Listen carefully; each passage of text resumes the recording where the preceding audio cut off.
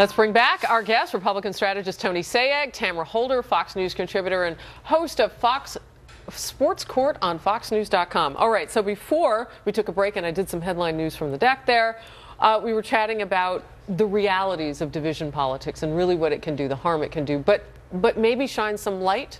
If we listen to both these candidates, they could do some good. You're talking about Donald Trump talking to the black community. Your thoughts? I think it's important, especially if you just look at the polls, which really they don't matter, right? If you see that he wasn't really supposed to be where he is today.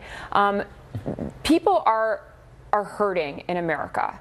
And it doesn't matter the color of your skin. That being said, race is an issue. We have a disproportionate number of African American men and women behind bars in prison. We need to talk about that. We need to talk about rehabilitation. We need to talk about drugs, not just drugs in white communities, but drugs in black communities. They don't manufacture cocaine in the inner city. They don't make guns in the inner city. And these are issues that are not political. They're family issues. We are talking about families here, and everybody watching has a family and a loved one who will be affected or has been affected by this. All right, so when you look at Donald Trump then opening the door on these issues, your thoughts, Tony?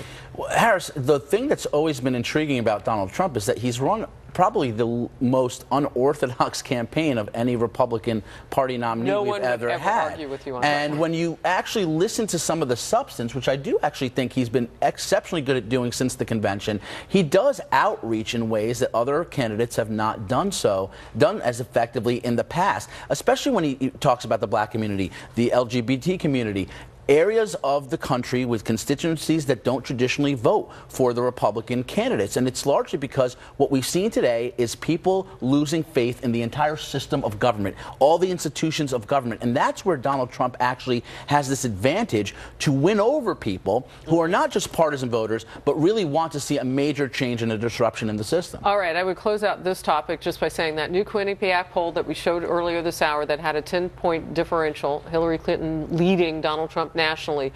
Many of the pickup for her has been among people of color and particularly women.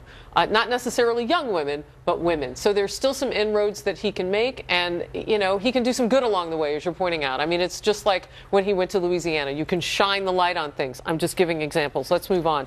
Please tell me what his illegal immigration plan really is. Do you know it? Well, I'm going by what I've been watching throughout the week. And if you listen carefully, and you're not just necessarily going toward the idea that he's shifting his position, the building blocks of his plan are the exact same. No pathway, no legalization. Now, you always have to turn policy into specifics, right? I mean, he's been criticized for lacking nuance, lacking detail. He's now beginning in the process of saying there are priorities. The priority is to get rid of criminal, felon, illegal aliens who are here, who have committed crimes in our country. Number two is to enforce the immigration law. Number three is to obviously protect the border. That's consistent with what he's been saying all along. What is Hillary Clinton's illegal immigration plan? I don't really know. I think it's more of the same. Yeah. I think it's more of the same. It's and I'm not saying I don't really know, and that I don't read, I don't know, but I think that there are certain issues that she's been able to keep quiet on because she doesn't need to respond because Donald Trump doesn't have a solid answer. And so everybody who's been looking to Donald Trump for answers on immigration gives her a pass on answering questions because the light is shining. Do you think that's a good thing? No, I'm just analyzing it. Okay. I'm not defending it. I'm just saying that there are certain things where the conversation started about what is Donald Trump's position. And so and because it's been changing, and he's the tumbleweed changing in the wind. I got that because my husband's from Arizona, and I love tumbleweeds, by the way. But that's just me.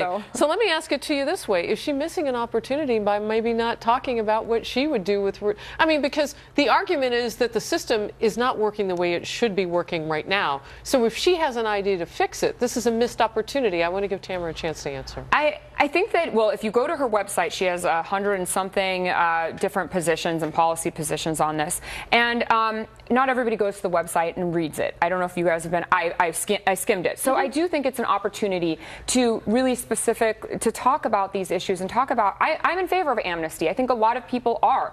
The polls are showing that people are now. And you think she is? Yes, of course, but she's not articulating it to your question, and especially now could be the opportunity because more and more people are against building that wall, and this is her opportunity to say why. And the reason I say that is when you and I talk about this, and you and Tony talk, we're talking about issues then, and you see, there's no name calling in that. Yeah. It's just a way to kind of get back to the voter. But I know that those negative ads that she's spending upwards of $40 million, and the negative barbs that come from Donald Trump, I know that these things resonate on some level in the psyche with people. They have stickiness in them. So I get that. But the issues are really what matter. But in fairness, I'm going to say something uncharacteristic. I think Hillary Clinton has been actually extraordinarily consistent on her position on immigration. She's totally pro-amnesty. She's already made it abundantly clear that she's not only going to keep Barack Obama's, in my mind, illegal executive orders that has basically circumvented our constitutional process. She's going to expand on them. Look, the Democratic Party has done an incredible job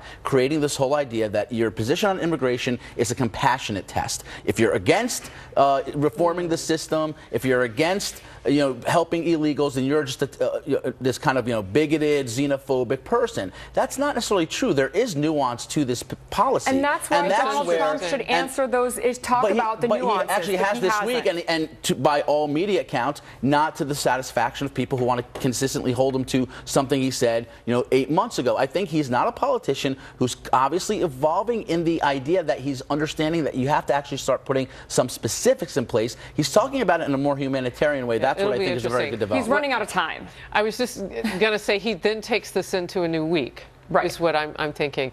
Real quickly, won the week, Trump or Clinton? Trump. Clinton. I shouldn't be shocked by that. The FBI just found 15,000 more of her emails that now a federal judge says the State Department has to turn over. Let's see. And a lot of them are on Benghazi. Let's see what they say.